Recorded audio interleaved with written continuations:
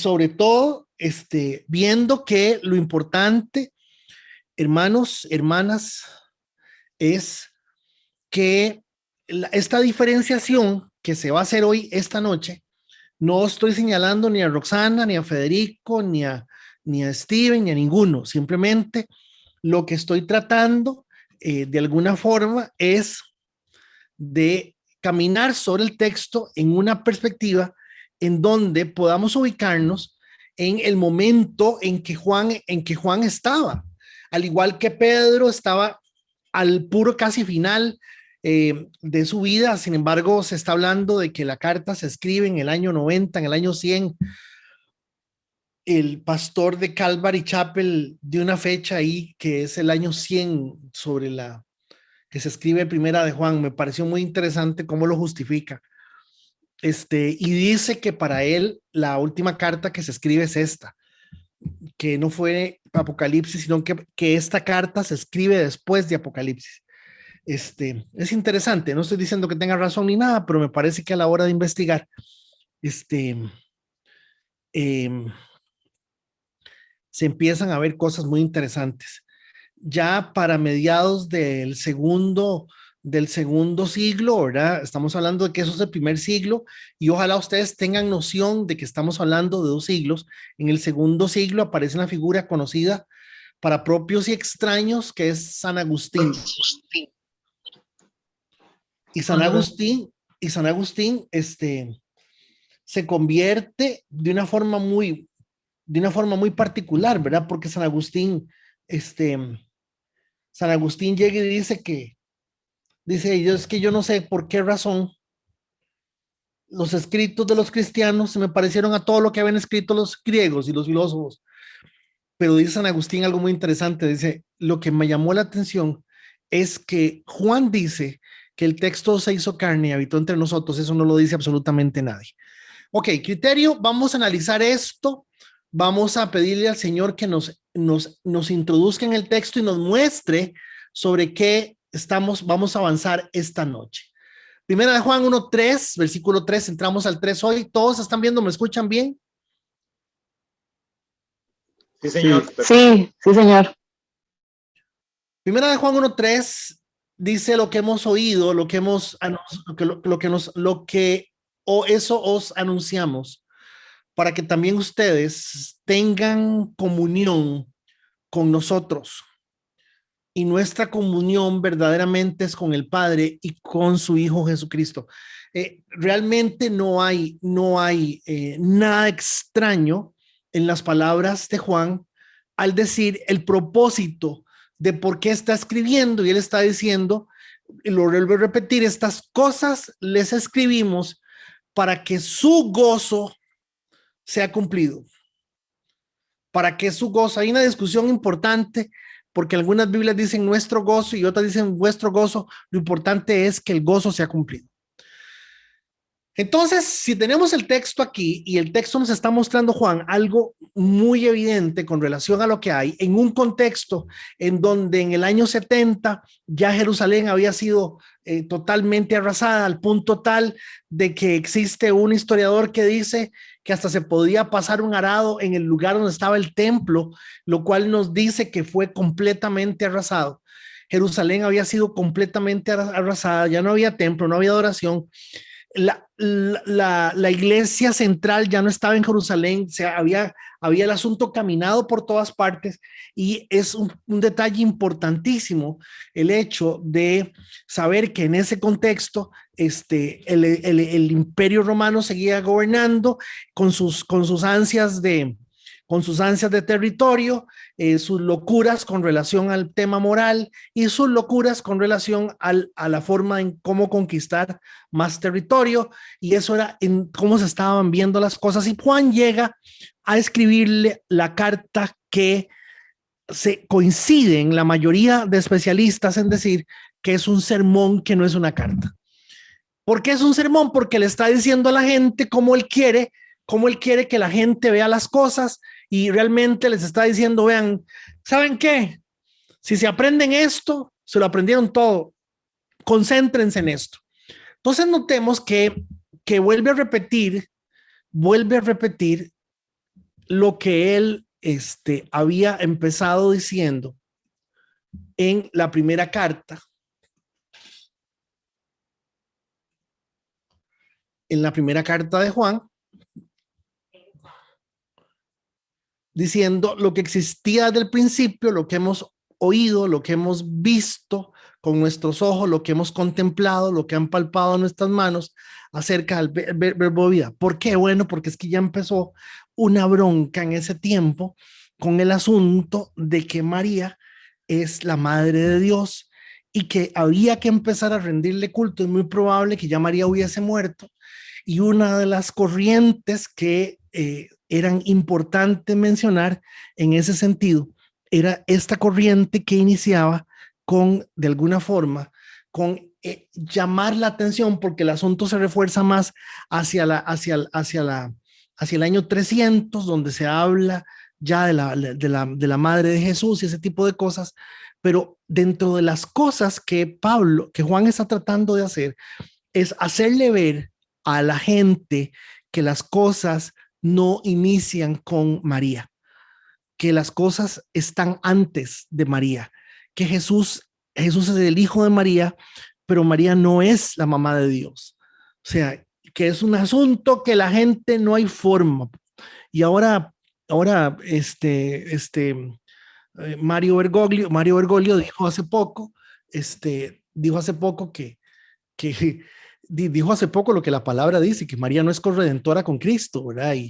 Y esa expresión corredentora no es solamente una expresión sumamente complicada, sino que es una expresión totalmente antibíblica y técnicamente peligrosísima.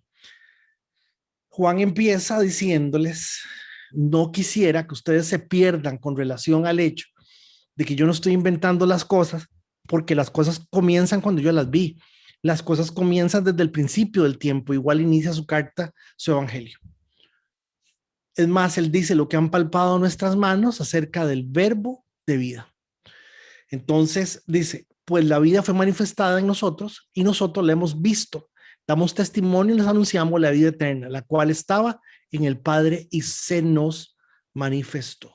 Y aquí entramos al 3, y en el 3 dice Juan: lo que hemos visto y oído, lo que anunciamos para que también ustedes tengan comunión con nosotros. Nuestra comunión verdaderamente es con el Padre, con el Hijo de Jesús. Ahora, leer esto es muy fácil y todo el mundo dice que entiende este tema de la comunión, y que Juan está tratando de plantear que la razón por la cual sus palabras son claves es para que la comunión se establezca como lo que hay. Entonces, inicia en la primera parte del texto, dice: nuestra fe se basa en una misma revelación. Nótelo. La fe se basa en una misma revelación. Y esa revelación produce comunión. Nadie tiene que perderse, nadie tiene que coger por otro lado.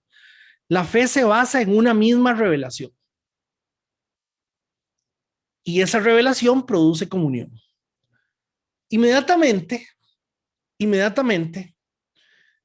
y al introducir la palabra comunión, que es lo que, déjenme ver si me lo voy a abrir aquí. La palabra comunión tiene una interesante forma de verse. La palabra comunión nos conecta a todos con todo, nos conecta a todos con Dios por 3 razones. Porque hay que entender de qué se tratan las cosas, hay que aceptar lo que se está diciendo y seguir a partir de eso. Es lo que Juan, cuando él inicia a decir, lo que le vimos, hemos palpado, tocado, visto, oído, somos testigos. Esto no empezó con María, esto no es un invento de los epicúreos, de los filósofos griegos, esto no es una locura de nosotros, esto es algo que ya viene desde el principio de los tiempos. Pero lo que sí tenemos que tratar de entender, amados hermanos, es que cuando se está hablando de comunión, la mayoría de nosotros tenemos una idea eh, o muy espiritualizada, sumamente espiritualizada, o tenemos una idea sumamente eh, eh, general. Entonces la gente dice, cuando se habla de comunión, se está hablando de intimidad profunda. Cuando se está hablando de comunión, se está hablando de un profundo conocimiento de Dios. Y la verdad es que cuando se habla de comunión, hay que entender que antes de la comunión con el Señor, con los hermanos, con su iglesia, pero básicamente con el Señor, que es lo que Juan está tratando de plantear sobre la comunión con Él, y diciéndolo, si ustedes piensan en lo que yo estoy escribiendo, vamos a entender todo lo mismo y nos vamos a meter todos en lo mismo. Entonces dice, una cosa es que conozcan, conocer, saber, información.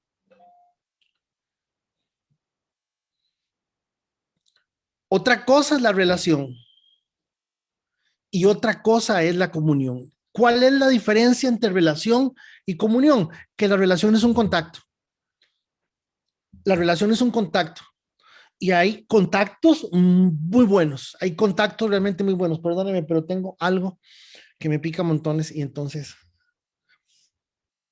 el contacto es muy bueno y el contacto es real y el contacto está ahí. El contacto no lo podemos quitar de encima, pero es contacto. Una cosa es conocer y muchos conocemos. Otra cosa es la relación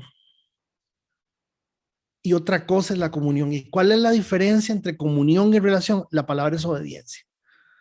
La palabra es obediencia. Ahora, eh, hasta aquí vamos bien. Hasta aquí estamos entendiendo más o menos de qué estamos hablando, ¿cierto? Hasta aquí estamos viendo que estamos hablando de algo bien sencillo. Estamos diciendo que una cosa, entonces todos tenemos que reflexionar qué será lo que yo tengo. ¿Será que yo que tengo nada más es simplemente un conocimiento de Dios, un saber de Dios? Y no, tengo un contacto, yo le pido a Dios, yo le doy gracias a Dios, yo le hablo a Dios. Y la otra es la comunión. Y cuando hablamos de comunión, ahí es ahí donde se da el elemento que es el elemento de obediencia que nos tiene que permitir entender si nosotros somos o realmente estamos en esa condición. Entonces sí hay que hacer una reflexión, sí hay que hacer una reflexión sobre ese, en qué está usted. Pero hay un problema, no es posible. Esto no se puede manejar a partir de la información y el conocimiento. Esto no se puede manejar simplemente a partir de la mera información o el mero conocimiento. Perdón, Marquito, ¿usted pudo entrar? Marco, don Marco, don Marco Sanabria. Si está por ahí, deme señales de vida, es que no lo veo yo. No está en la lista, Fede. No está en la lista. No, señor. Ok, entonces, vean que hasta aquí simplemente me estoy quedando como en una bonita hablada, una cosa muy bonita, donde yo les digo, miren, hay 3 niveles. Irene y Graving conocen al Señor, pero Ernesto y Luis Cordero tienen una experiencia, una relación. Pero Paula, Yelixa y David es una comunión con Dios porque ellos sí son obedientes. Y lo que hace la diferencia es la obediencia. O sea, suena bellísimo y todos nos inquietamos a que haya algo en nosotros que nos desafíe a avanzar hacia eso. Y eso está muy claro. Pero notemos que el texto dice lo que hemos oído, lo que hemos visto y oído, eso nos anunciamos, para que también ustedes tengan comunión con nosotros, y nuestra comunión verdaderamente es con el Padre y con su Hijo Jesucristo. Juan les está diciendo, miren, el asunto es que el punto de contacto en el cual nos enlazamos nosotros, el enlace mayor es directamente con el Padre y con el Hijo. ¿Cuál es la consecuencia de eso? Estas cosas les escribo para que se cumpla su gozo. Entonces hay una garantía de que si esto es verdad, tiene que cumplirse el gozo. Entonces, ¿a dónde los voy a llevar? Tenemos que analizar el espíritu, hermanos. ¿Qué es el espíritu? Porque cuando hablamos de qué es el espíritu, todo el mundo dice, es que es así, ¿qué es esto? Y la verdad es que no se sabe, la gente no tiene noción de qué es lo que estamos hablando. Y lo primero que tenemos que entender es que la gente dice, bueno, es que desde el lunes estoy viendo eso, es la parte más íntima y más profunda. Y no es cierto, no es la parte más íntima y más profunda del ser humano. Es la vida del ser humano. Es la vida del ser humano, hermanos. Nosotros somos seres espirituales que vivimos aquí 70, 80 años, algunos 50, algunos 40, algunos 30, pero somos seres espirituales. Entonces no es la parte más profunda del ser humano. Ahora, por esas cosas que Dios hace, el ser humano es autónomo y puede tener en sí mismo una respuesta vital, y esa respuesta vital se la da simplemente el funcionamiento autónomo de su cuerpo. ¿Qué les estoy diciendo? Que porque la persona reporte vida, signos vitales, porque la persona reporte pulso, la persona reporte una presión sanguínea, la persona está viva para los efectos de la interpretación de las cosas. Pero hay un detalle. La palabra dice que en el espíritu está la vida.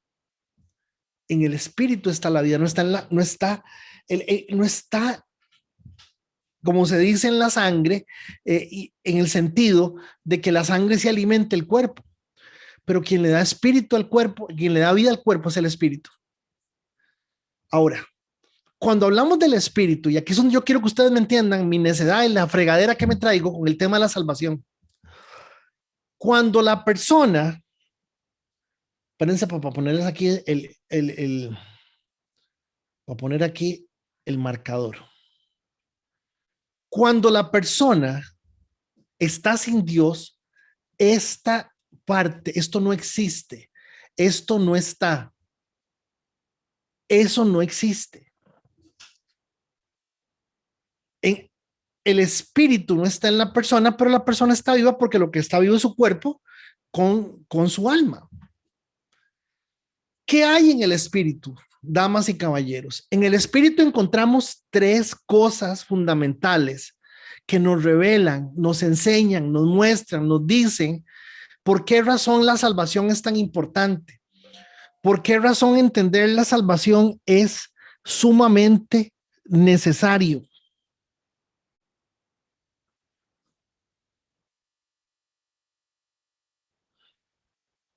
Básicamente, los tres elementos que componen el espíritu son la percepción, la comunión y la identidad. Ahí dice comunión, sí. Son y la identidad.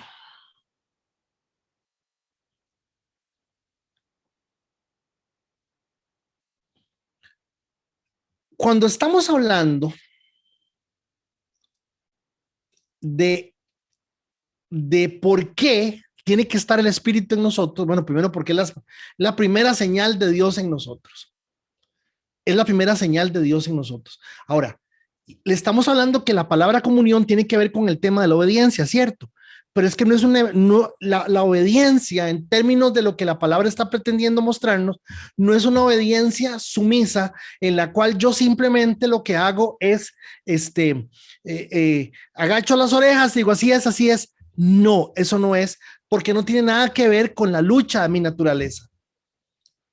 Porque entonces el asunto no sería por gracia, sino sería por la capacidad que Ernesto tiene, que Anita tiene, que Eli tiene para poder superarse a sí mismo. Y ahí es donde tenemos que tener muchísimo cuidado con el tema de que usted y yo nos estamos superando a nosotros mismos y que vamos para una nueva posición o una nueva condición o una mejor condición.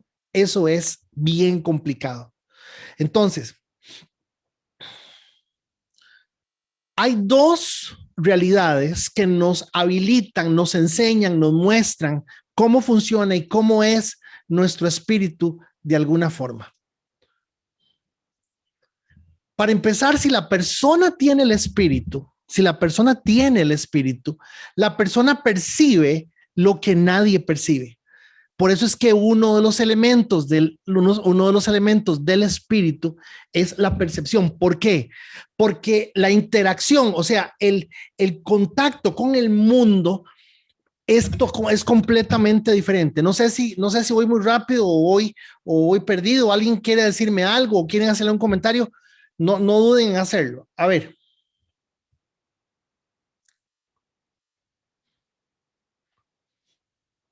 Hermanos, voy ¿Vas muy bien? rápido. No, no, vas bien. Bueno, para mí.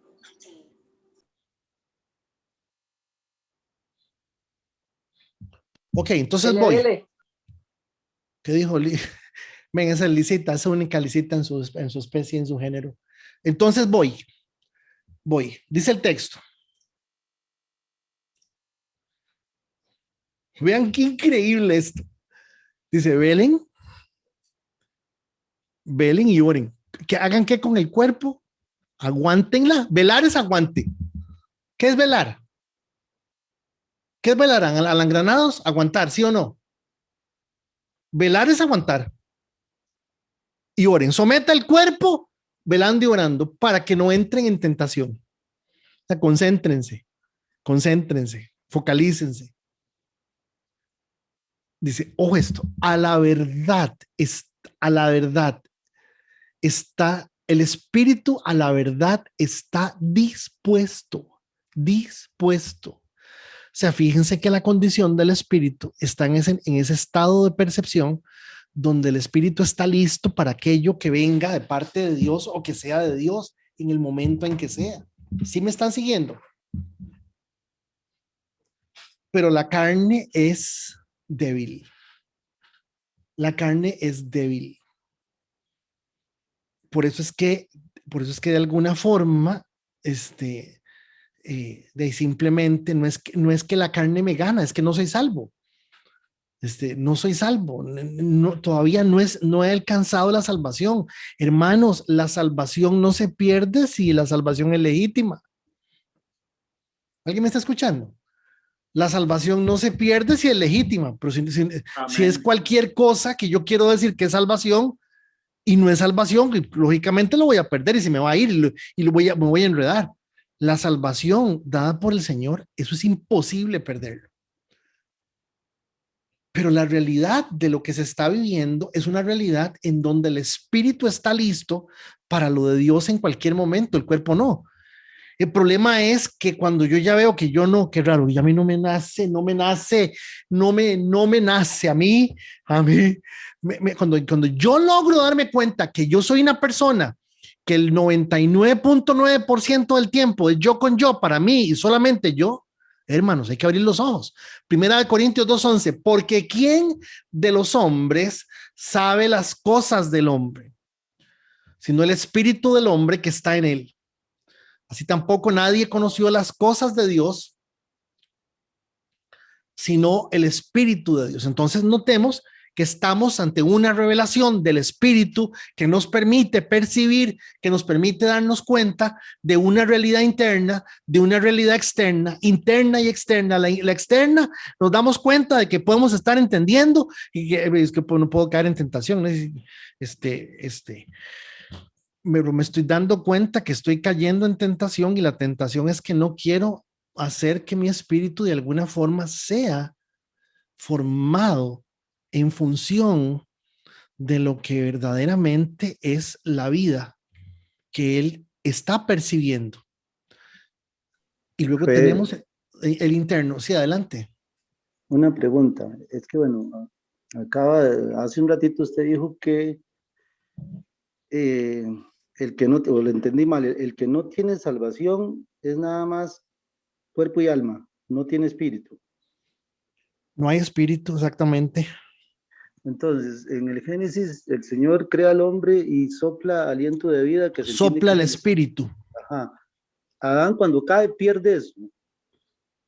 Sí, el Señor le dijo, ciertamente, si haces esto, morirás. Y entonces, la muerte a la cual se estaba refiriendo el Señor era la muerte espiritual, era el estado de muerte espiritual, en donde él podía percibir. Recuerden que él estaba entero.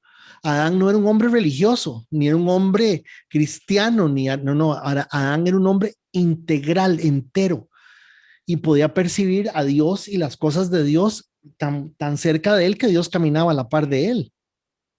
Entonces podemos decir que cuando obtenemos la salvación por gracia, prácticamente se nos devuelve el espíritu. Exactamente, es técnicamente eso. O sea, eso es, no, es que es así. O sea, una de las maravillas de la salvación, hermanos, es que el aliento del Señor sopla sobre nuestra vida, dando a nuestros cuerpos, a nuestra vida, vida. Por eso es que el Mi, Señor vine, dice, yo vine para que tengan vida y la tengan en abundancia. en mi vida he escuchado eso. Yo, la verdad, usted a veces me mete a mí en unas cosas. Ahora me va a tocar meterme otra vez a estudiar un montón sobre el asunto, porque yo nunca había percibido, nunca había escuchado eso, güey. Pero está Pastor, muy ¿puedo, bonito. puedo comentar algo? Adelante, don Luis, buenas noches, adelante. Buenas noches. Es que sí me preocupa esa situación que dijo el hermano Graving, que está preguntando. Él dijo, quiere decir que una persona sin el Señor es nada más cuerpo, es nada más carne y alma, cuerpo y alma. Y creo que usted le confirmó que así es, porque es cierto que no tiene el Espíritu Santo. La persona no tiene el Espíritu Santo, pero hay que entender la parte de que el ser humano es tripartita igual, aunque no tenga de Dios, tiene espíritu, tiene alma y tiene cuerpo, un alma últera, un alma mala, un alma que no se convenció con el Señor, porque hay que hacer la diferencia entre el espíritu del ser humano y el espíritu de Dios. De hecho, lo que recibe la persona, el cristiano, sí es el Espíritu Santo.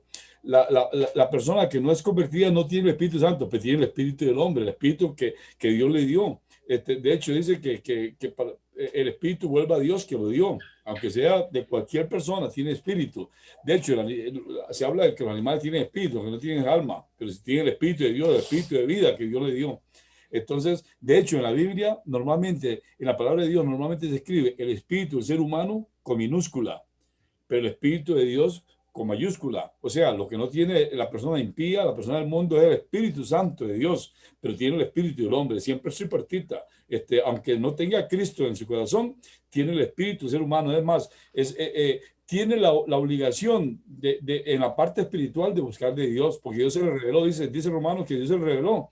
De lo material, reveló lo que no conocían ellos, lo reveló en lo material, pero ellos prefieren adorar lo creado que al creador. Pero en realidad el espíritu, el hombre, el ser humano, cualquier ser humano tiene las tres partes, pero nada más que tiene el espíritu de él, del ser humano. Perdón, creo que para aclarar un poquito eso. Bueno, realmente es una posición y la verdad es que no riñe. Eh, a mí me gusta mucho la posición judía con relación a eso, porque para ellos solamente hay cuerpo y alma. Y el Espíritu de Dios se da después, ¿verdad? Y también está la posición de don Luis, que también es muy conocida y es muy manejada en muchas partes, pero cuando nosotros vemos estos textos que estamos viendo, pues ya vamos a ver un poco más sobre cómo se dan las cosas. Tenemos que verlo en función de todo el contexto. Ahora, sí, yo quisiera que entendamos algo. No importa si usted piensa que la persona es cuerpo y alma, como lo creen los judíos lo ven de esa manera. Y la palabra espíritu que se utiliza por lo general está muy asociado con lo que hoy se llama personalidad. Tiene un espíritu noble, está muy asociado con eso, y esa asociación es la que algunas veces podría prestarse para confusión. Y lo que estamos tratando de ver aquí es que cuando la persona le entrega su vida al Señor, es más, voy a ser un poco más crítico con esta expresión. Cuando el Señor toma la vida de una persona, porque realmente uno no le entrega nada, o sea, el Señor toma todo, el Señor simplemente tuvo misericordia de mí y por su gracia yo estoy siendo salvo por la gracia de Dios. Y yo lo que hago es renunciar a mí, es todo, punto. Yo acepto, yo creo, es por fe, punto. O sea, y la verdad que la expresión muchas veces, dejar entrar, reconocer al Señor, muchas veces es una expresión, en cierta forma, una expresión que habla sobre que yo di como una oportunidad cuando Dios es soberano y es supremamente poderoso. En ese sentido, yo quiero que lo veamos de esta manera. Ahora, notemos por favor que estamos viendo el primer elemento del espíritu, y ese primer elemento es eso. Voy a devolverme un toquecito. Es percepción. Véalo. Ah, caray, me sacó. Sí, Fede, te sacó. Está ahí en la pantalla blanca con una compu. Bueno, un segundo para quitarla. Un segundo para... Sí me escuchan, ¿verdad? Sí, señor. Oye, ya quitó la pantalla blanca, ¿cierto? Sí, señor. Ok, ahí lo aumenté de tamaño, todavía mejor, ya no aparezco yo. Todavía mejor.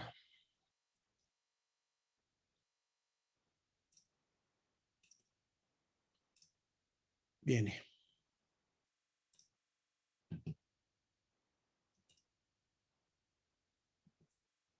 Ok, estamos viendo la primera parte, que es percepción. El espíritu se compone de estos tres elementos, según lo que la palabra nos enseña, pero no es un asunto simplemente de entender las cosas en función de que yo lo voy a hacer. Está bien, voy a empezar a tener una comunión con Dios. No, suave.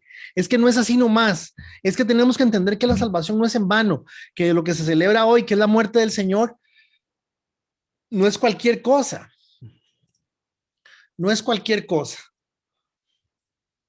¿Y por qué no es cualquier cosa? Porque legalmente el hombre, el ser humano le entrega el poder al diablo, y él pierde la oportunidad de poder glorificar a Dios, que fue lo que originalmente era la razón de ser de las cosas.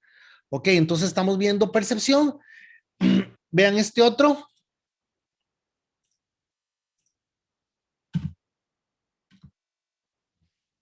Véanlo. El hombre natural no percibe las cosas que son del Espíritu de Dios, porque para él son locura. O sea, el tamiz, el filtro que la persona está haciendo, que es un poquito la parte que hablaba don Luis Cordero, en el sentido antagónico de hacerle ver las cosas. La persona, véanlo, la persona espiritual, el hombre natural no percibe las cosas que son del Espíritu de Dios, porque para él son locura. La palabra locura significa que la persona está filtrando a través de su razón, simplemente. No tiene otra cosa más que filtrar, porque no hay ninguna otra cosa. Pero lo importante aquí es esto, y yo en esto sí coincido con don Luis, hermanos, es que lo que tenemos que entender es que esa condición, se los digo fácil para no hacerlo largo, lo bueno que ustedes vean en mí es de Dios, lo malo que ustedes vean a mí es Federico. ¿Sí me estoy comunicando? Y eso es fundamental, porque para él son locura y no las puede entender. Locura y entender nos dice que el filtro, que la forma en que la persona está tratando de ver las cosas es con un filtro, con algo que no es un filtro que lo pueda tener. Porque se han de discernir espiritualmente, discernir. Entonces, ¿qué está pasando? Que tenemos locura, entender y discernir, y eso es lo que el espíritu hace, porque el hombre no puede percibir. Entonces tenemos que el espíritu, la primera condición del espíritu, o uno de los elementos del espíritu, es esa parte de percepción que lo hace estar en un estado en donde ve algo, lo hemos visto también estando en la iglesia, ve las cosas desde otra perspectiva, desde otra realidad. Véalo. Juan 14:17, Jesús hablando. El espíritu de verdad, el cual el mundo no puede recibir, no puede, porque no le ve ni le conoce, pero ustedes le conocen porque mora en ustedes y estará en ustedes. Entonces, la primera condición del Espíritu, que es importante que entendamos, que para Juan simplemente él llega y dice, es que el asunto aquí es un asunto de comunión. Si ustedes entienden que lo que yo les estoy hablando es porque es algo que viene desde el principio de las cosas, lo que hemos palpado, lo que hemos oído, nos tiene que llevar a un estado real de comunión. Y ese estado real de comunión es con nosotros y con el Padre. Pero atención, hermanos, cuando está hablando de esa comunión, no se está refiriendo al acto voluntario que yo pueda asumir y dejar de tomar café, beber cigarros, fumar cigarros, hacer cosas malas para que yo mejore la comunión con Dios. Ojalá pueda dejar de hacer muchas cosas malas, ojalá yo corrija muchas cosas, pero estamos hablando de un estado del espíritu. Sí me estoy comunicando, que es un estado del espíritu que nos lo da la palabra, por medio de la salvación. Y ojo lo que estoy diciendo, nos lo da la palabra por medio de la salvación. Vean por qué. Avanzo.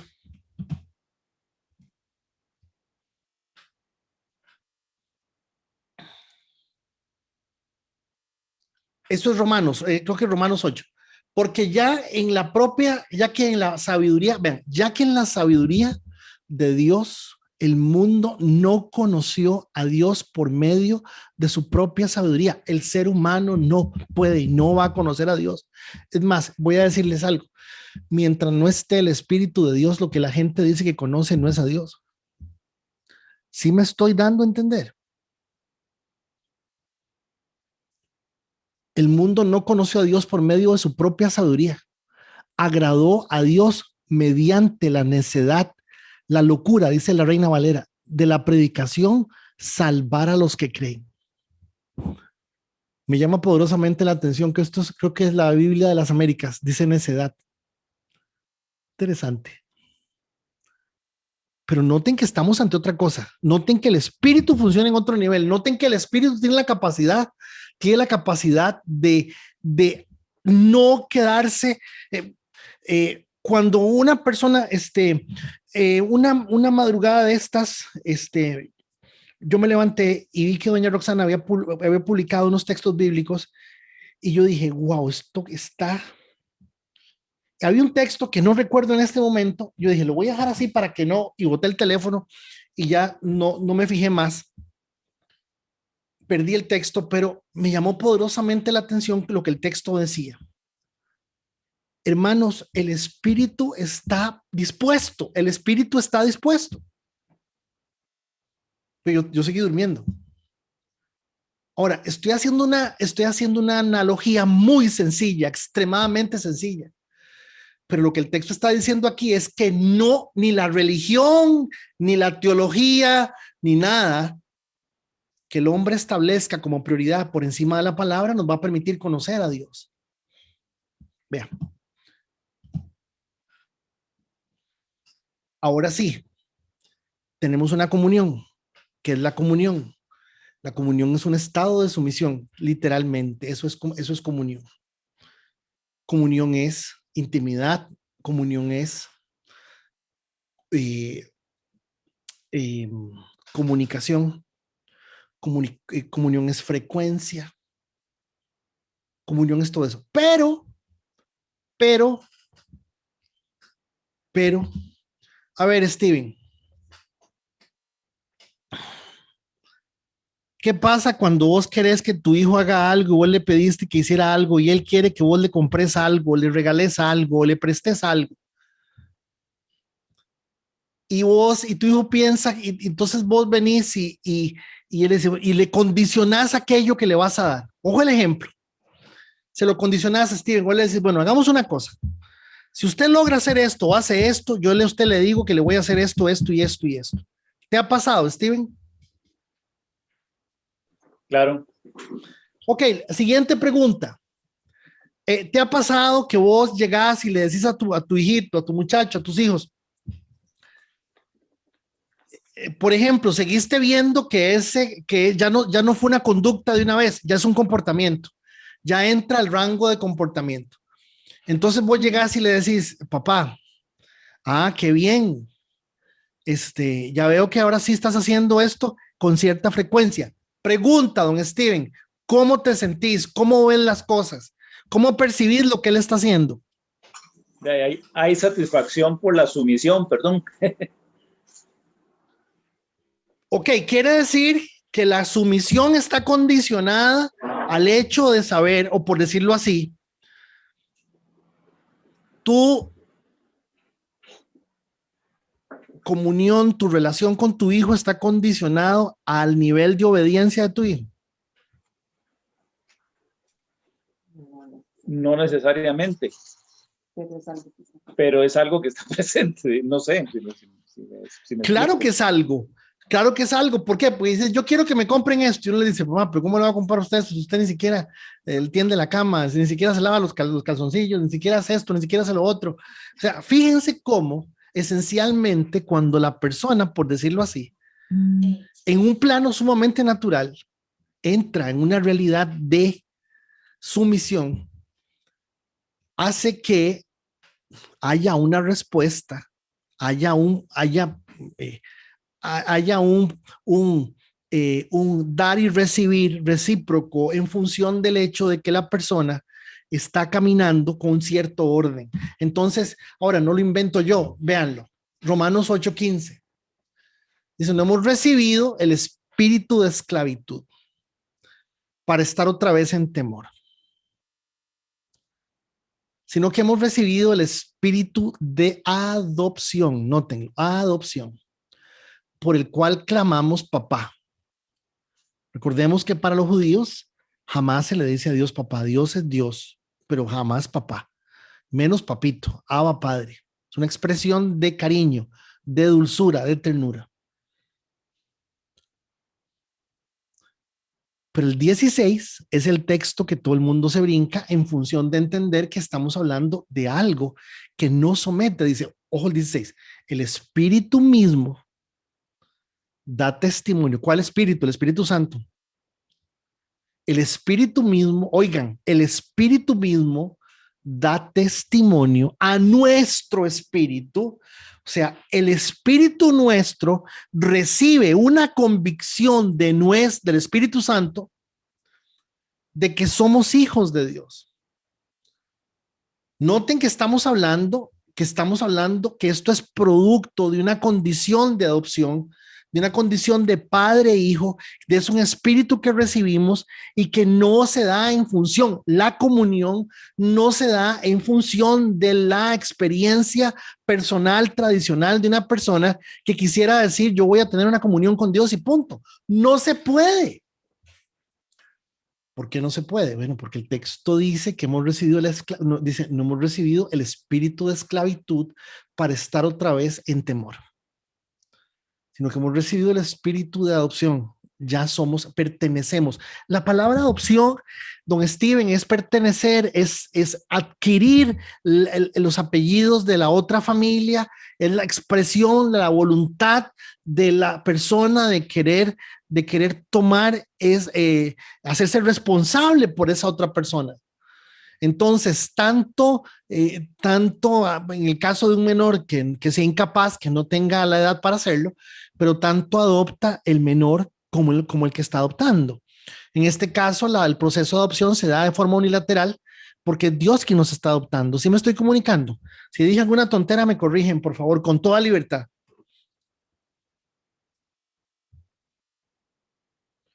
Estamos hablando del espíritu. ¿Alguna pregunta, comentario? No, Fe, es interesante, tantas veces que uno pasa por estos pasajes, ¿verdad? No, puramente estoy tratando de entender un poco ese asunto del espíritu, ¿verdad? Si se tiene siempre o si los que no conocen al Señor tienen solo el alma y el cuerpo, pero estoy viendo aquí que en realidad dice que habéis recibido el espíritu de adopción y está espíritu con minúscula. O sea, se recibe en algún momento, sí. Voy. Que no sé, bueno, está bonito el asunto. No, es que es interesante y no, eso no te pierde. O sea, no importa que penses que, como dice don Luis, el ser humano tiene un espíritu, que es el espíritu del ser humano. Si la persona se salva, pues salva el espíritu y el asunto pues es integral siempre. Pues es que casualmente esa palabra la palabra espíritu es la que ha sido un poquito interesante a la hora de estudiarla porque la mayoría de veces que en los textos se refiere a espíritu, se refiere a la identidad, a la persona, a la fortaleza de sus características. Pero en este caso se está refiriendo al espíritu de la persona puesto por Dios. Lucas 9:49, maestro, intervino Juan, vimos a un hombre que expulsaba demonios en tu nombre. Uy, no, esto no va aquí.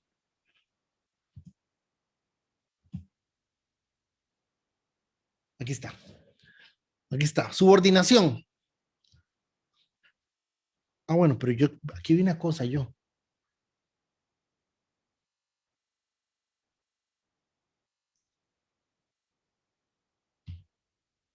Subordinación. Jesús respondió y les dijo, si alguno me ama, ojo, si alguno me ama, guardará mi palabra.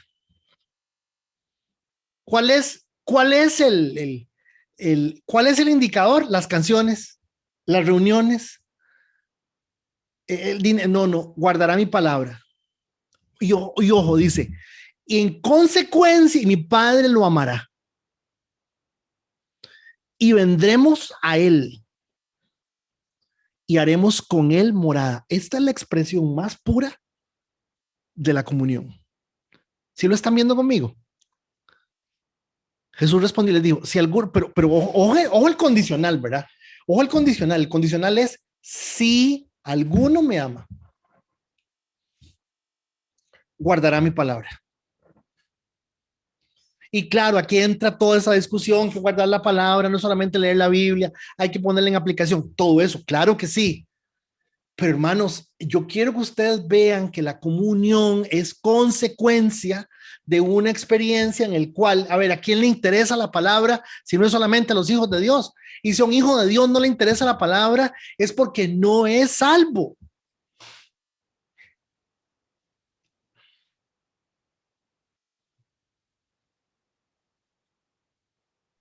Se puede decir amén. Sí, yo pienso que sí. Véalo, vamos. Oigan esto. Primera de Corintios 1:9. Fiel es Dios, por medio de quien fueron llamados.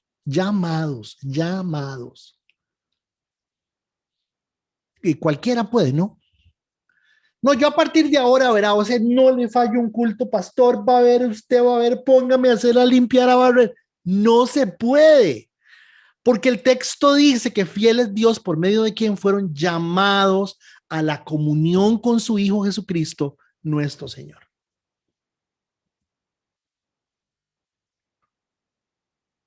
Y ese llamamiento, esa realidad de la experiencia de comunión, está en función de esa subordinación.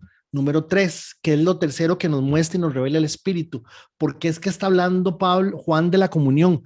Porque está hablando en términos espirituales y nos está diciendo, eso es lo que se está dando. ¿Quién va a entender esto? Nadie, solamente la gente, los hijos de Dios. La identidad de Dios en nosotros.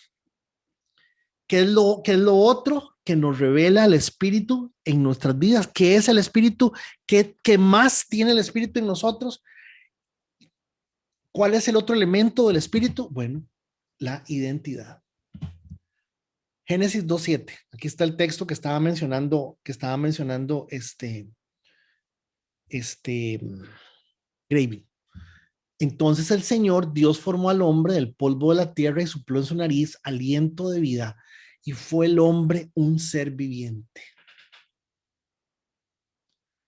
¿Y por cuánto? Gálatas 4:6.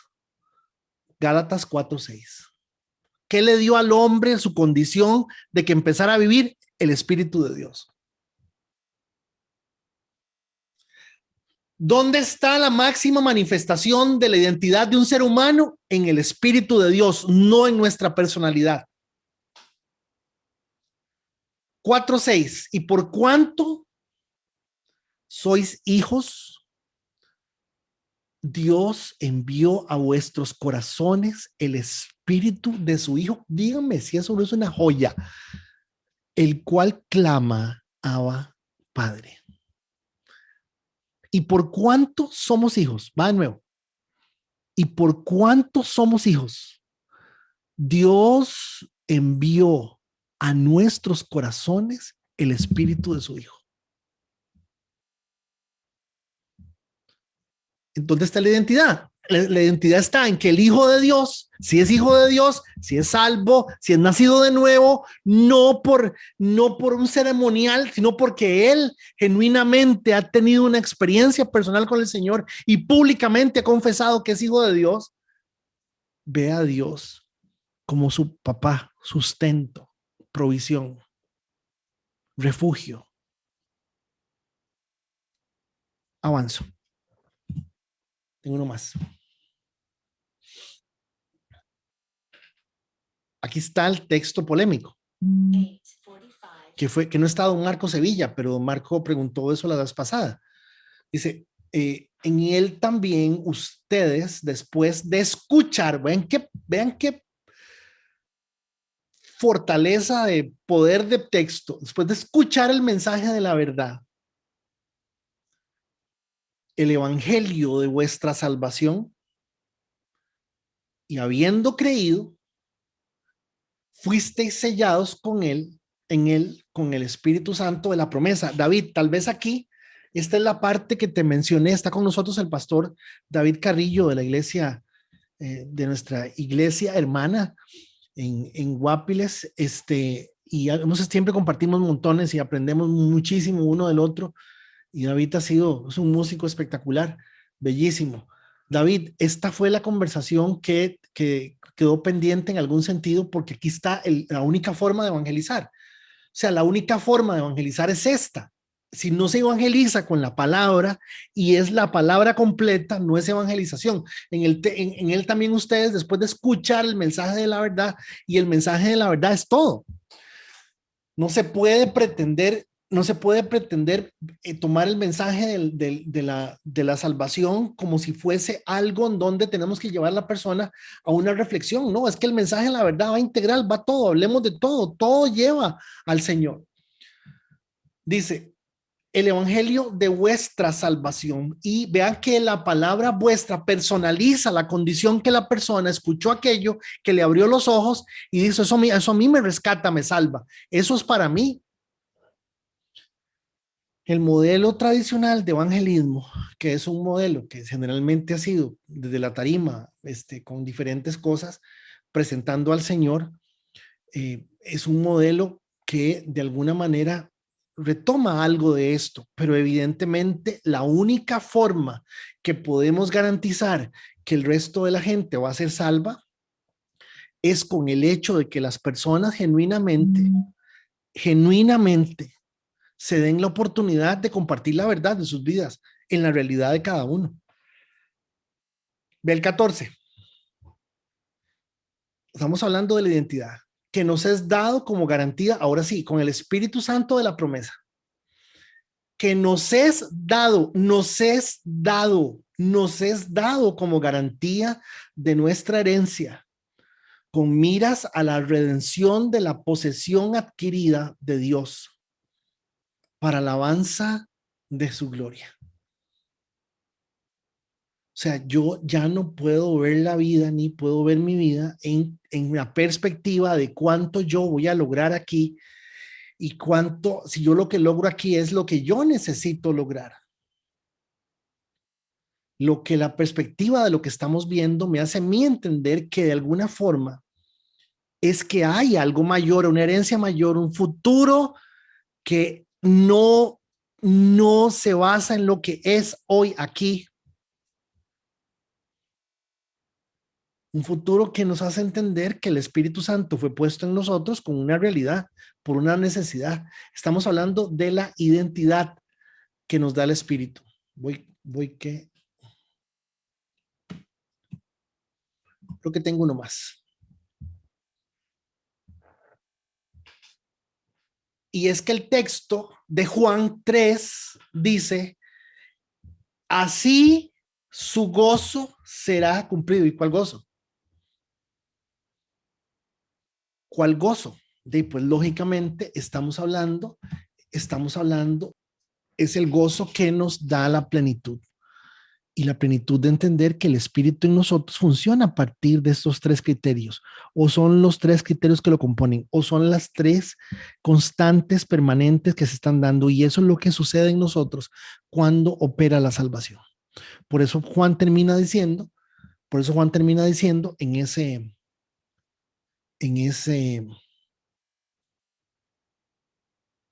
ese texto, dice Juan,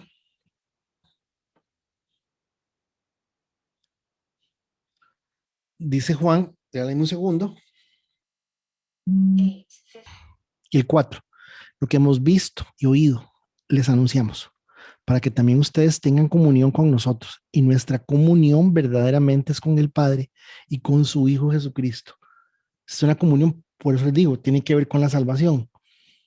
Estas cosas les escribo para que su gozo esté completo. ¿Cuál gozo? El gozo de la plenitud. ¿Cuál gozo? El saber que tengo comunión con el Señor y que la comunión la tengo porque soy hijo de Dios. Y que, ¿cuál gozo? Es que ahora la pregunta es, ¿tenemos ese gozo? Está hablando de un gozo.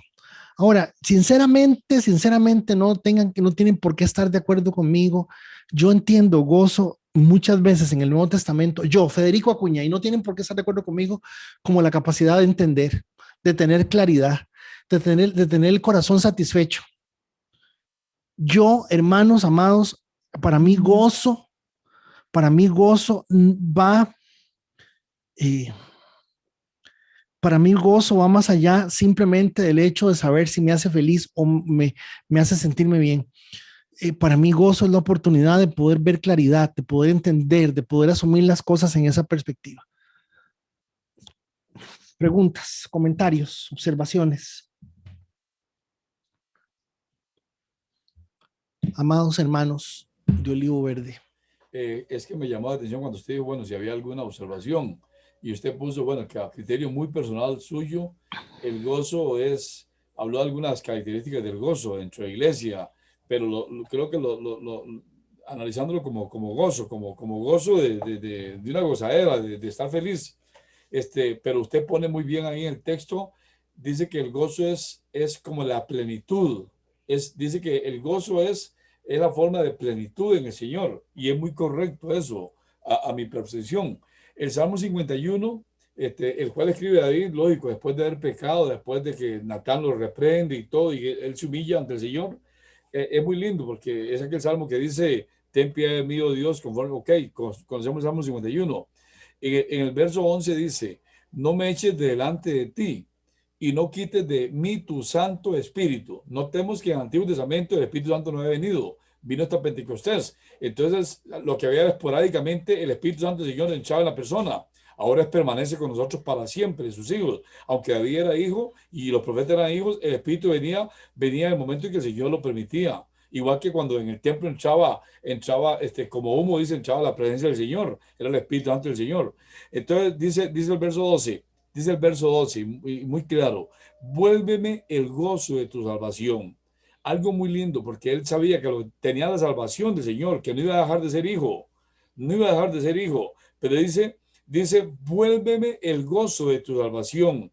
Posiblemente de la medida en que se mantenía en la ley y en la ley y en la obediencia, el Espíritu Santo iba a mantenerse en él. Por eso dice, no quites de mí tu Santo Espíritu. Y dice, vuélveme el gozo de tu salvación. No la salvación, sino el gozo. Entonces, cuando usted habla de que el gozo es plenitud, es eso lo que no tenía David. David en ese momento decía, soy salvo, soy hijo de Dios, sigo teniendo el mismo Dios, sigo seguramente siendo el mismo hijo amado de él, pero fallé, entonces se siente mal. Vea que se siente mal para todo. Él siendo un expositor, un exponente de la salvación del Señor, dice, vuélveme el gozo de tu salvación y Espíritu noble me sustente. Y el verso 3 dice el 13, entonces, si tengo ese gozo, para eso es el gozo, entonces enseñaré a los transgresores tus caminos y los pecadores se convertirán a ti. Entonces yo creo que ese gozo tiene que ver con eso, con una forma, usted lo dice claramente ahí, es una plenitud de lo que Dios hace en nosotros. Tener el gozo es una señal, una plenitud. Si dicen que el espíritu de las arras o la garantía de lo que vamos a tener, el gozo es lo que se manifiesta en nosotros, el gozo del Señor, que es nuestra fortaleza. Gracias. Es muy complicado tratar de dar comida en gente llena. Muy difícil, hermanos. Y lamentablemente la panza, decía mi mamá, aguanta lo que le echen. Y cuando nosotros estamos entendiendo que el espíritu, ese es el espíritu de Dios, y que el espíritu nos habla que hay una percepción del espíritu de Dios en nosotros, que hay una comunión con el espíritu de Dios y con Dios, con el Hijo, con el Padre, y que hay una identidad que nos muestra el Espíritu Santo, que nos pone en nosotros, y esa es la realidad del espíritu. Tiene que haber alguna inquietud en nosotros, alguna gente, por Dios, tiene que haber algo que diga, mira, o sea, nosotros estábamos un día en el funeral de, no me acuerdo quién se había muerto, estábamos Alan y yo sentados adelante, yo les he contado este cuento 10,000 veces, y estábamos Alan y yo casi llorando, yendo al cura a predicar, porque estaba hablando Biblia, hermanos. No estoy diciendo que yo sí, ustedes no, les estoy diciendo que definitivamente, si hay una oportunidad en nuestra vida de escuchar la palabra de Dios, es porque Dios quiere que en ese momento eso se escuche, y usted sea el receptor, el beneficiario de esa palabra. Y eso, hermanos, es algo que no lo entendemos. Por eso es que es importante. O sea, quédense hoy en la noche con la expresión de Jesús. Vean, el cuerpo me hueso, ¿eh? Pero el espíritu está dispuesto. Y es ahí donde uno tiene que decir, claro, yo no, a mí, yo sigo durmiendo, y a mí qué me importa, y no es conmigo, ni como nos decía una señora en la iglesia, yo sé que la Biblia dice esto, pero a mí no me da la gana hacer caso. O sea, yo qué me voy a poner a discutir con esa doña, si lo que me está diciendo es que ella no es salva, que la salvación no es algo que a ella le interese. O sea, cuando una persona se atreve a decir algo así, es que eso ni siquiera llega a blasfemia, ¿me entiende? Porque es rebeldía pura, pero es la rebeldía del corazón de un ser humano que dice, yo hago las cosas como a mí me dé la gana, ¿qué es eso? Y eso cuesta un poco.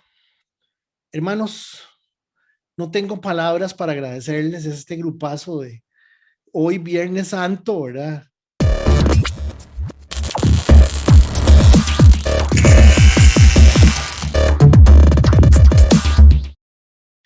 Yo quisiera esta noche reafirmar algo que constantemente les he dicho y que a alguna gente le cuesta entenderme, y yo entiendo por qué no me entiende, pero la gran mayoría de nosotros viene de una tradición religiosa, inclusive hasta en la parte evangélica, una tradición religiosa bastante buena, no puedo decirle ni buena ni mala, y quisiera que se den cuenta de que de alguna forma eso nos sembró en la cabeza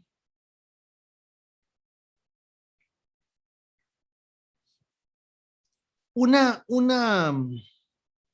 idea sobre que estar con Dios y buscar a Dios era hacerse una buena persona, lo cual pues no deja de ser cierto, ¿verdad?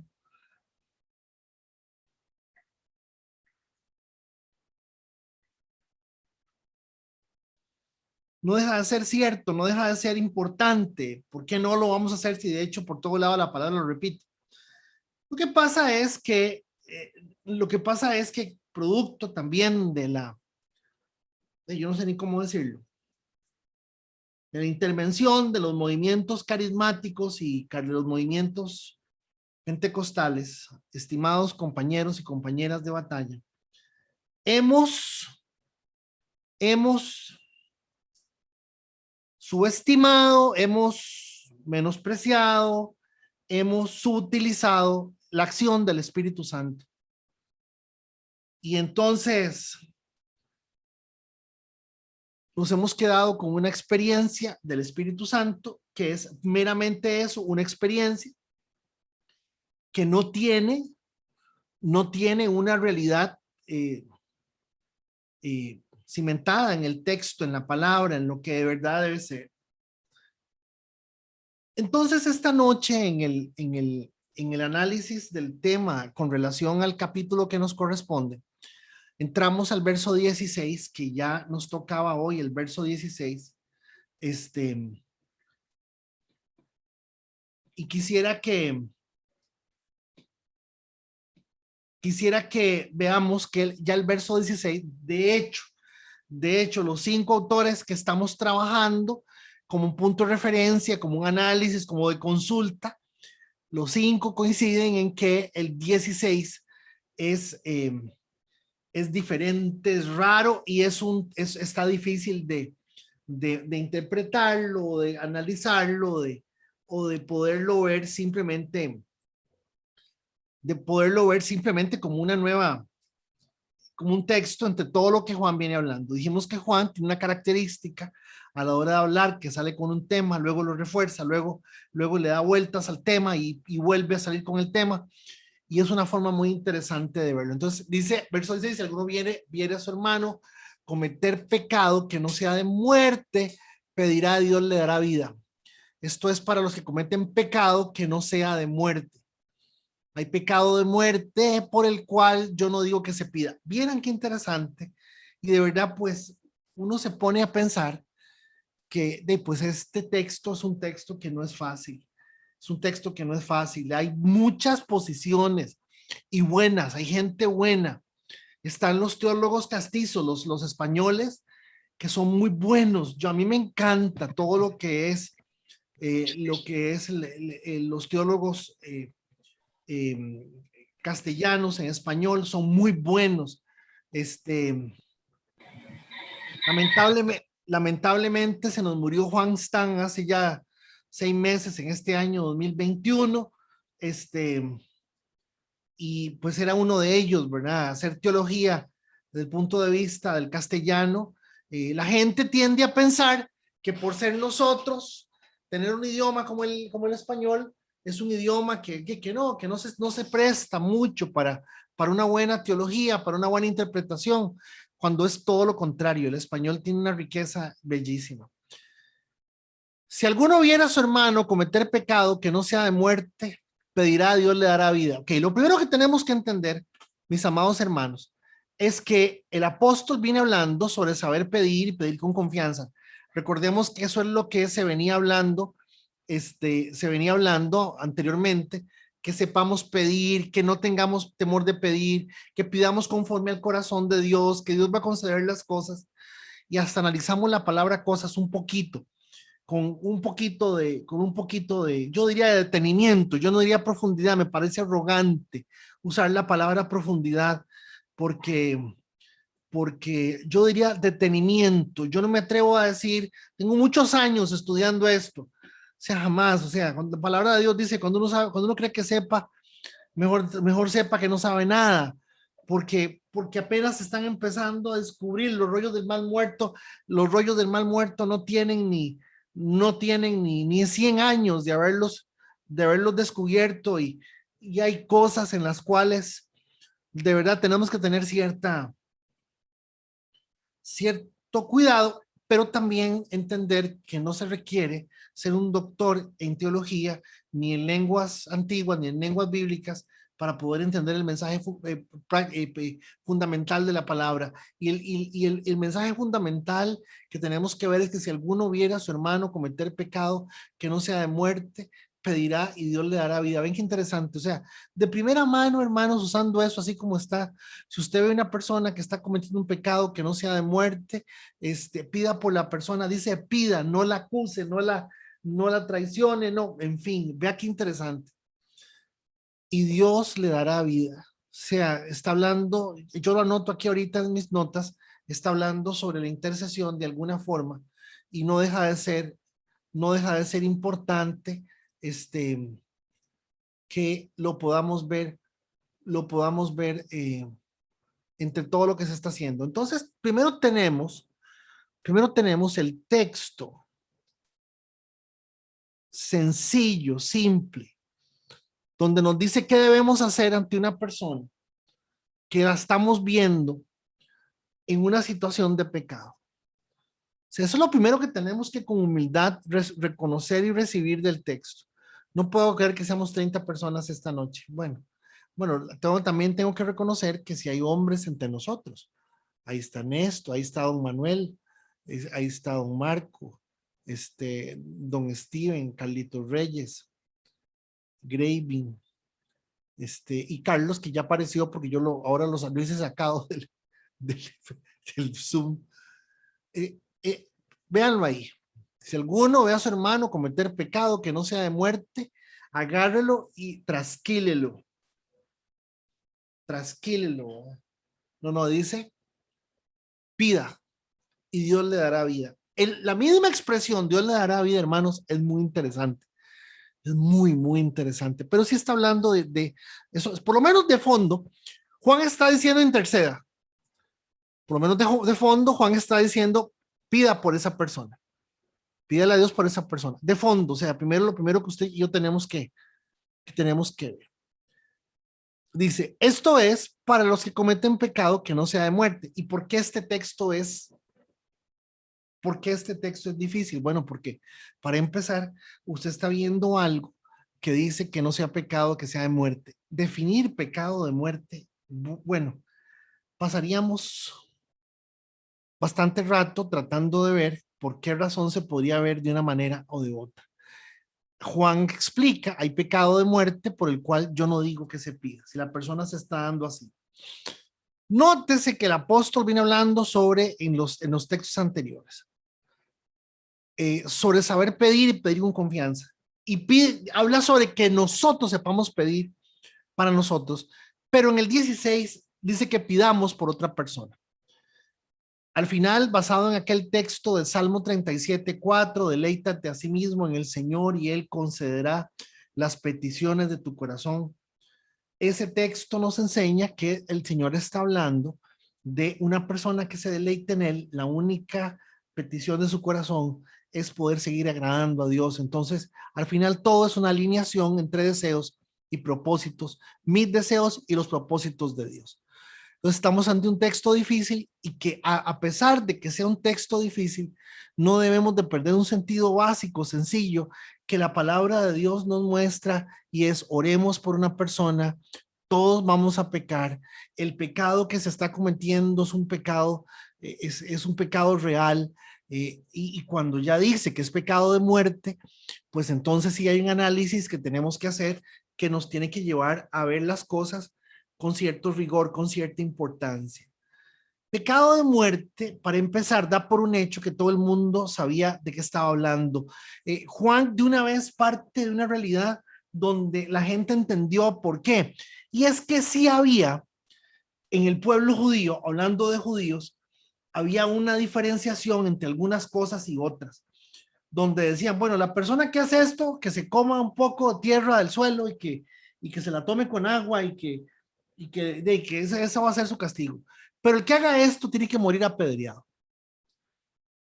Entonces, sí hay una diferenciación que viene en la tradición judía, que viene en la ley, que viene en la experiencia judía, de la cual no podemos dejar de entender que tenga una influencia de alguna forma.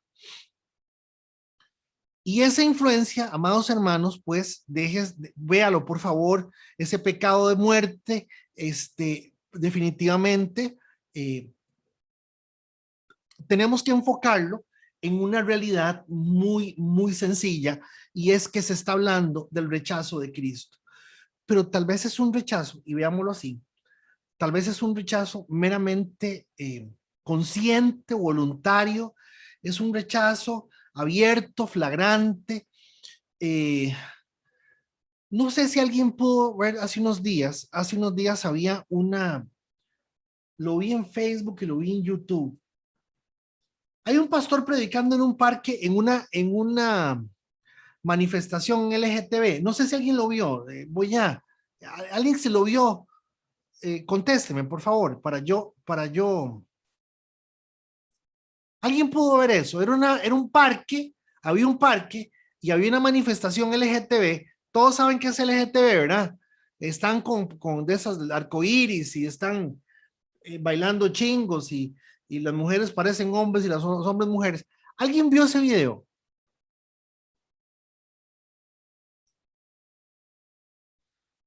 Y está un hombre predicando ahí a garganta batida, ¿verdad? El hombre está predicando y yo, ¿para qué está haciendo eso? ¿Qué necesidad tiene de estar haciendo eso? O sea, eso no hay que hacerlo. O sea, ¿para qué se va a meter uno en la boca? Es que la palabra de Dios es que así no funciona. Yo no sé, yo, yo tengo reservas grandes con respecto a eso, hermanos, porque no entiendo qué necesidad hay de ir a provocar a un montón de locos que están metidos en un parque pegando gritos y brincando y insultándose, inclusive haciendo actos obscenos, habiendo menores de edad y todo el asunto, y un hombre condenándolos ahí con la Biblia, diciéndoles algunas cosas. Eso me parece sumamente irresponsable. Eso me parece poco serio. Y lo más triste, hermanos, es que ese mensaje no le llega a nadie. Es un mensaje que no le llega. Pero es que la palabra de Dios no llegará así, hermanos, no llega a nadie. Usted nada va a ir a hacer a la romería a insultar a los católicos. Usted nada va a ir a hacer a la romería a hablar mal de María. O ponerse a gritar con un rótulo a decir María tenía 10 o 15 o 8 o 4 o 2 hijos. O sea, una pregunta, ¿qué sentido tiene eso? Yo no pienso que eso tenga sentido. O sea, yo pienso que eso puede funcionar en tanto Dios de verdad le diga a uno, hágalo de esa manera.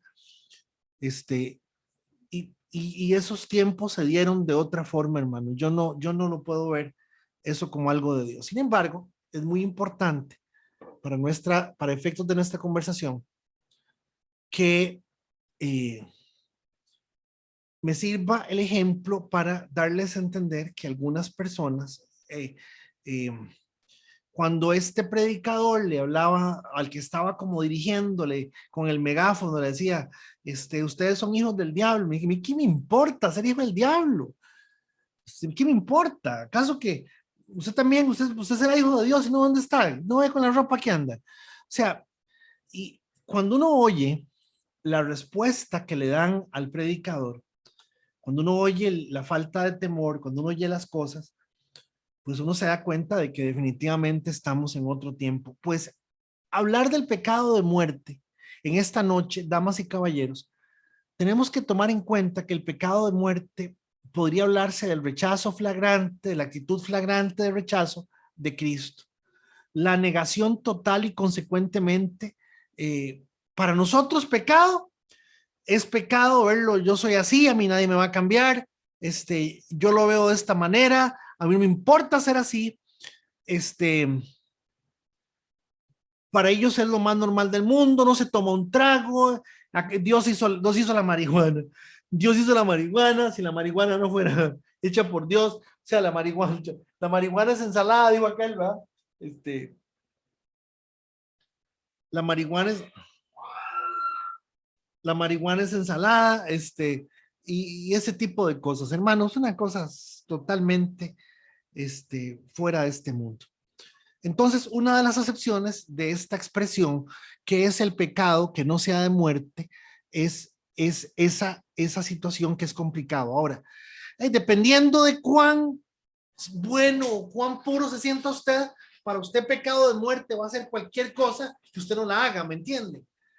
Para usted pecado de muerte va a ser cualquier cosa que usted diga, que usted no haga, que usted considere que para usted está mal, y que no digo que no lo esté, simplemente usted lo va a juzgar desde su realidad.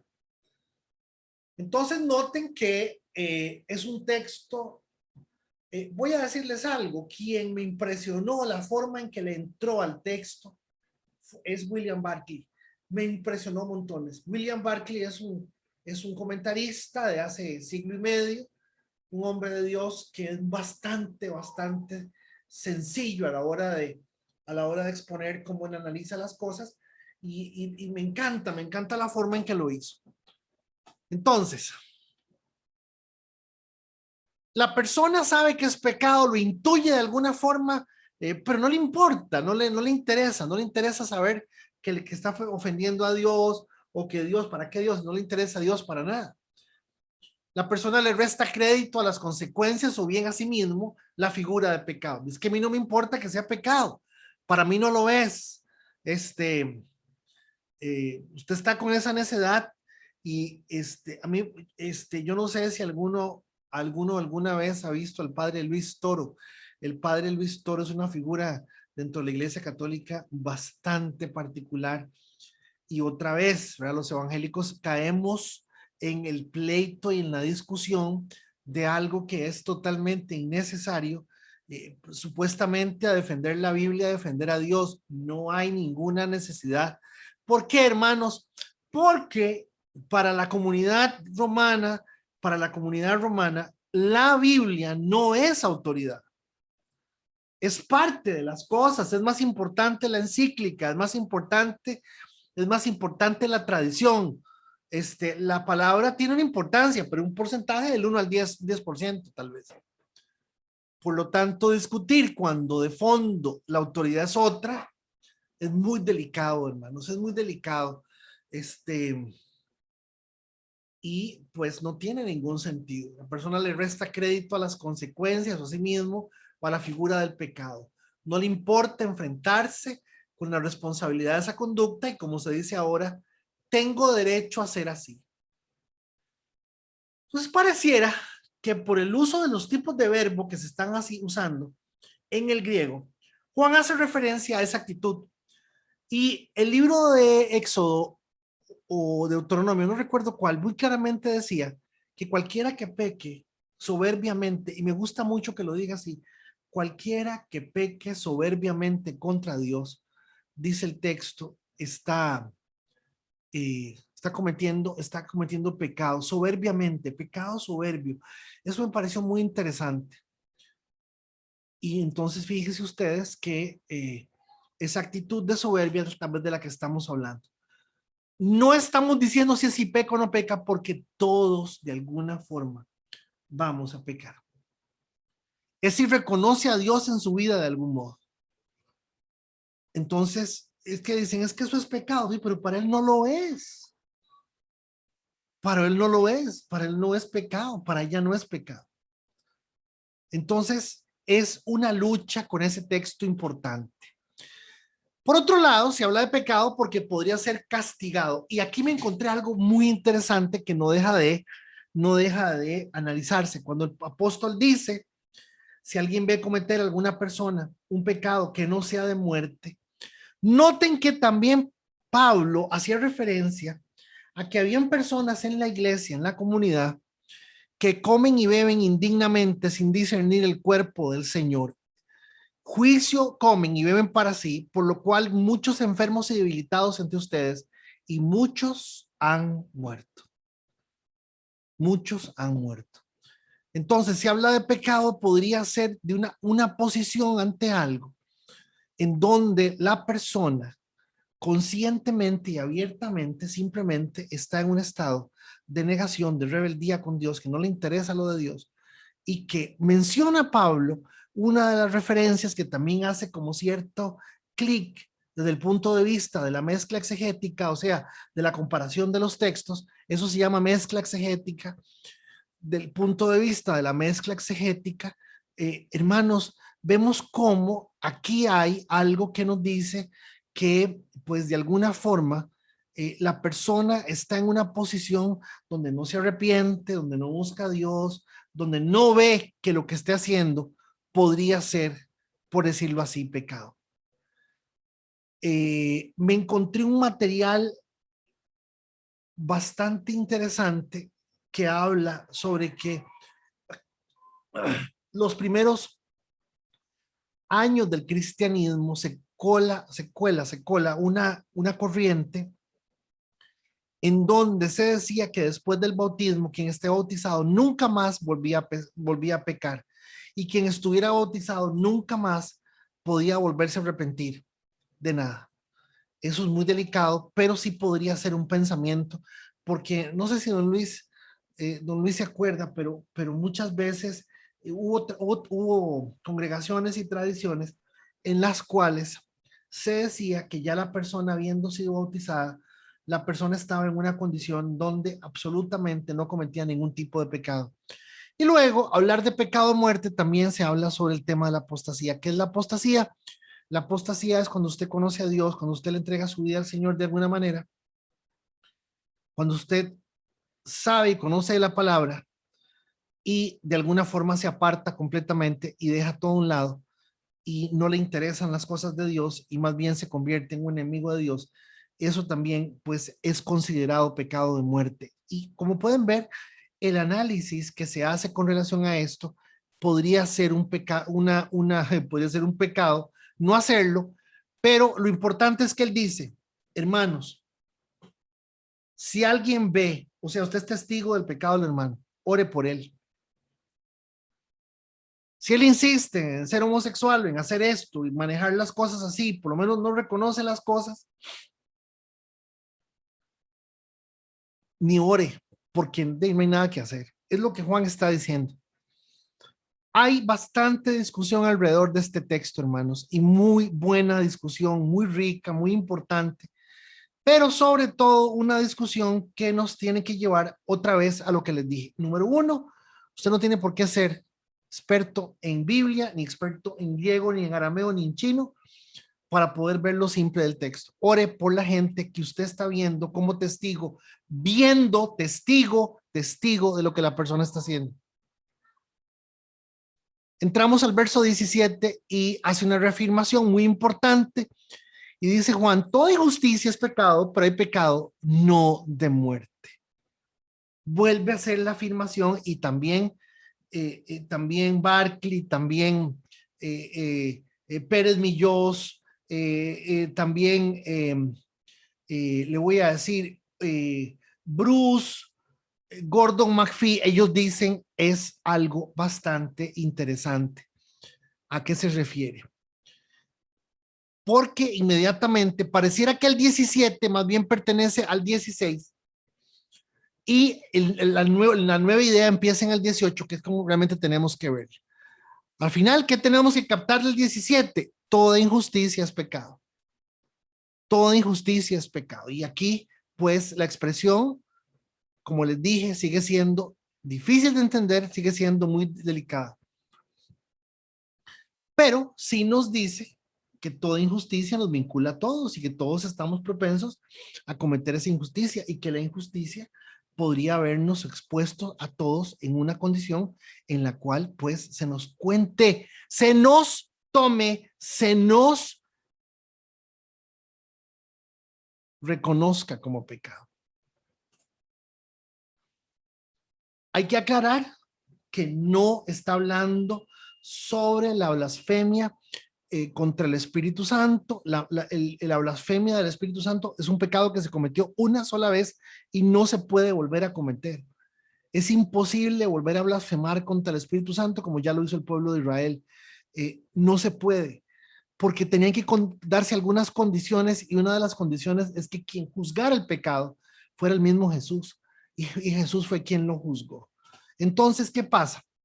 Que entramos al 18 y en el cierre que empieza a hacer Juan, a partir del verso 18, dice Juan, sabemos que todo aquel que ha nacido de Dios no practica el pecado, pues aquel que fue engendrado por Dios, Dios le guarda y el maligno no le toca. Eso es una cosa bellísima. Vean qué cierre más lindo, más de reafirmación. Sabemos que todo aquel que ha nacido de Dios no practica el pecado, pues aquel que fue engendrado por Dios le guarda y el maligno no le toca. Es interesantísimo también la responsabilidad con respecto al tema del pecado, porque dice que el maligno no le toca al haber sido engendrado por Dios. El pecado de muerte, la identificación del creyente está en reconocer el pecado, luchar y reconocer que es pecado, saber que estoy pecando, se llama pecado.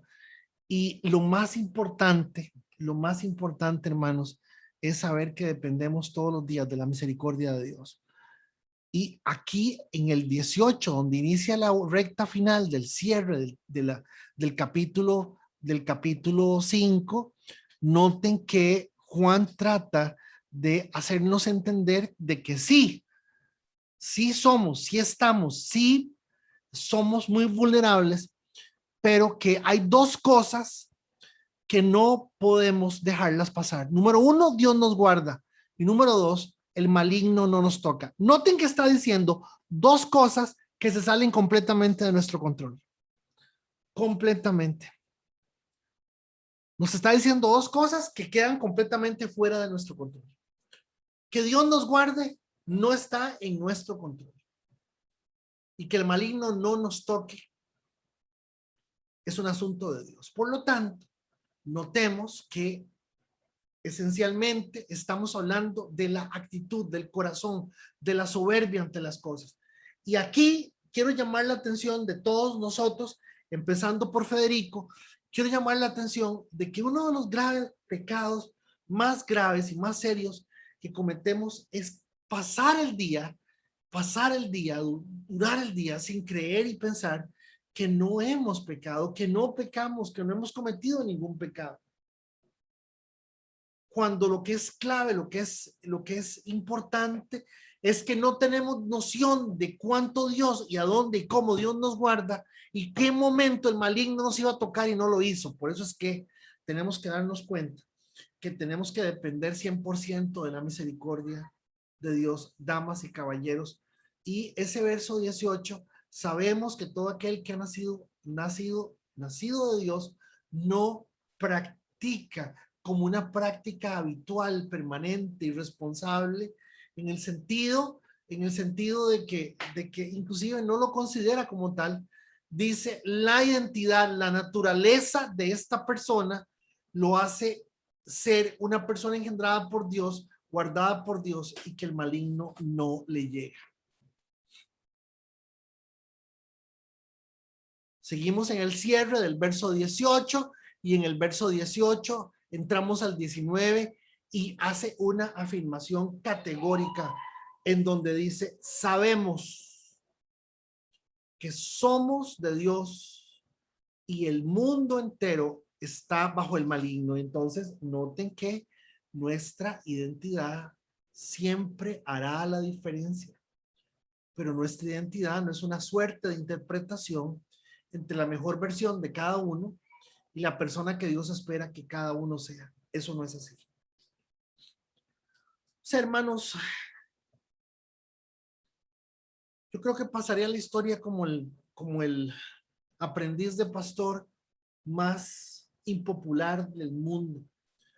Pero no me voy a cansar de decirles hasta el último día de mi vida que la única forma de poder vivir y entender y avanzar en la vida de Dios es renunciando al mundo que conocemos, renunciando a la lógica que conocemos, renunciando a las cosas que hemos dado por sentadas y que hemos dado por buenas y perfectas y maravillosas en la vida. Y lamentablemente han sido completamente humanas, reales, que pertenecen a la realidad humana, pero que no pertenecen en nada a la realidad de Dios. Entonces, una mejor versión de cada uno no significa absolutamente nada para Dios. Lo único que es genuino para Dios es cuánto yo me parezco más a Jesús y menos a mí.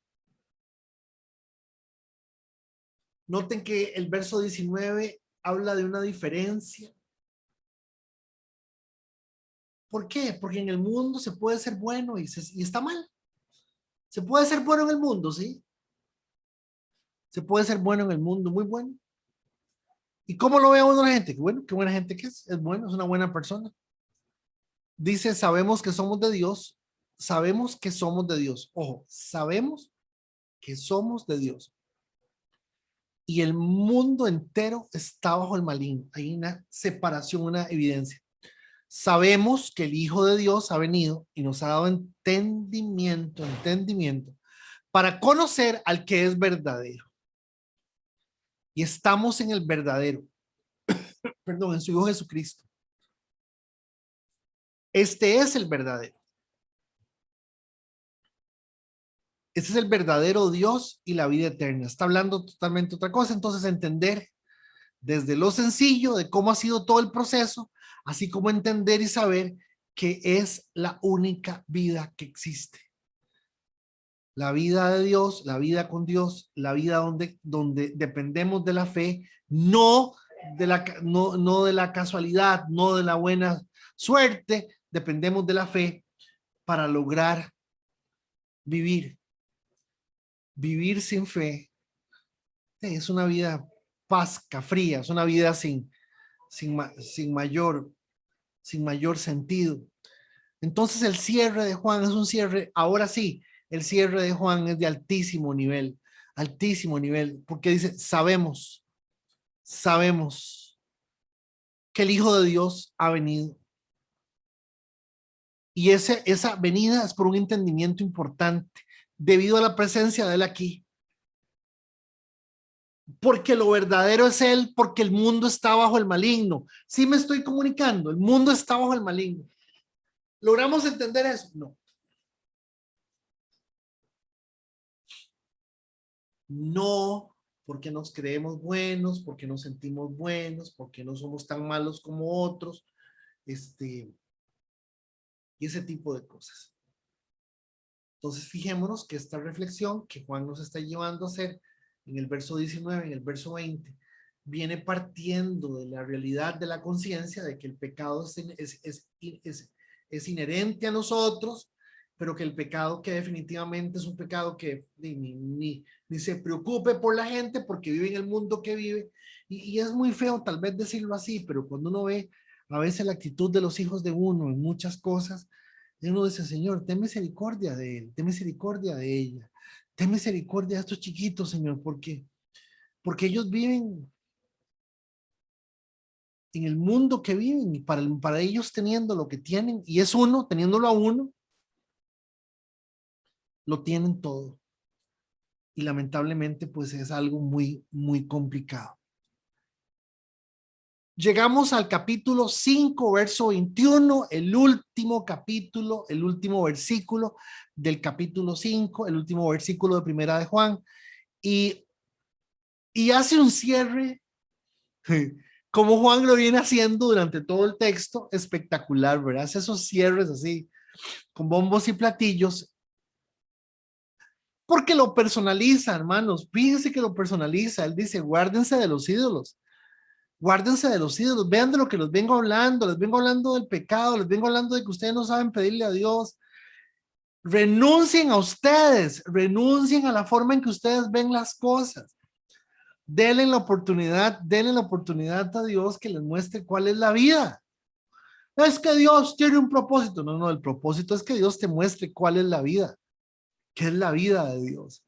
Y entonces noten que dicen guárdense de los hijos, es un ídolo, todo aquello que ocupa el lugar de Dios.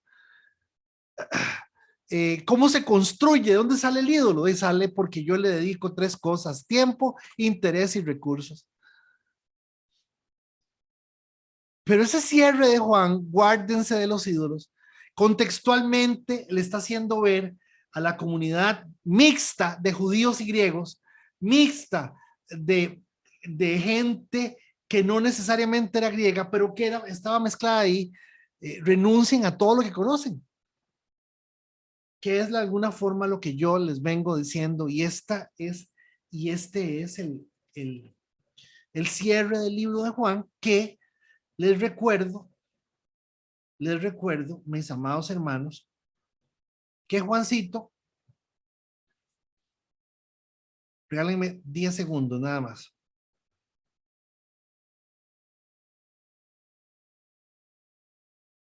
Primera de Juan, verso 1.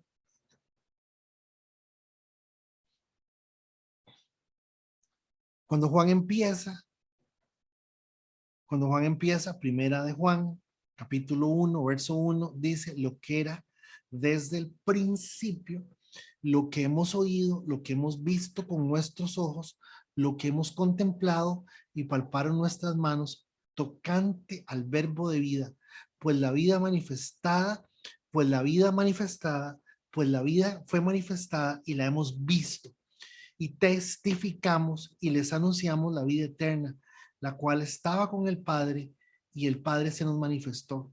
Lo que hemos visto y oído, eso les anunciamos para que también ustedes tengan comunión con nosotros, y nuestra comunión verdaderamente es con el Padre y con su Hijo, Jesucristo. Estas cosas les escribo para que el gozo sea cumplido. Y vean cómo termina. Hijitos, guárdense de los ídolos. Noten que la recomendación exacta con relación a cómo, noten que lo está diciendo aquí. ¿Qué lo está diciendo aquí? Está diciendo, guárdense de el corazón que los traiciona y los pone a ustedes a ver la vida de otra forma, y ojalá no lo podamos entender de esa forma.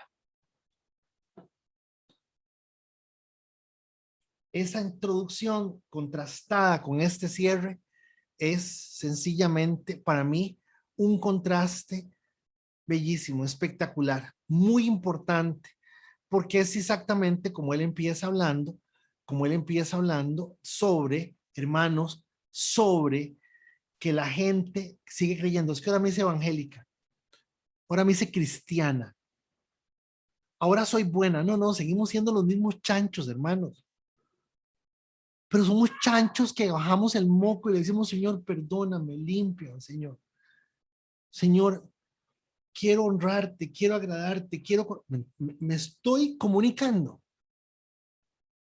Eso es lo genuino, eso es lo real, eso es lo que verdaderamente está pasando. Es más, analizando lo que son terapias de tercera generación en estos días, uno de los postulados nuevos, recientes, sobre el manejo de las adicciones, nos enseñan que tristemente muchas de las personas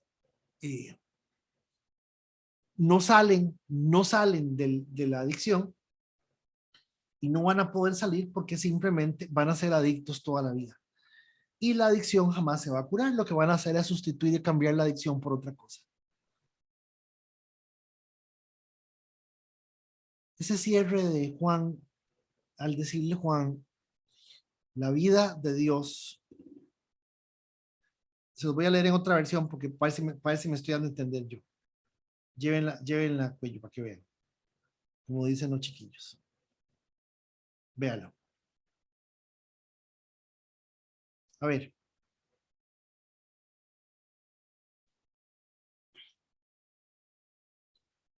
Esta carta habla de la palabra de vida, la cual ya existía desde antes que Dios creara el mundo. La escribimos para contarles lo que hemos visto y oído acerca de ella, para que juntos podamos alegrarnos completamente. Así ustedes se mantendrán unidos a nosotros, como nosotros nos mantendremos unidos a Dios el Padre y a su Hijo Jesucristo. La palabra de vida es Jesucristo, que es quien da la vida verdadera, la vida eterna. Jesucristo estaba con Dios el Padre, pero vino a nosotros, y nosotros, sus discípulos, lo vimos con nuestros propios ojos. Lo escuchamos hablar y hasta pudimos tocarlo. Esa es la introducción de Primera de Juan. Y al cierre dice, por eso, ténganle cuidado a los ídolos, para que esa vida de Dios se manifieste en ustedes. Hermanos, quiero agradecerles muchísimo estas 23 semanas en que hemos estudiado Primera de Juan, hemos perseverado.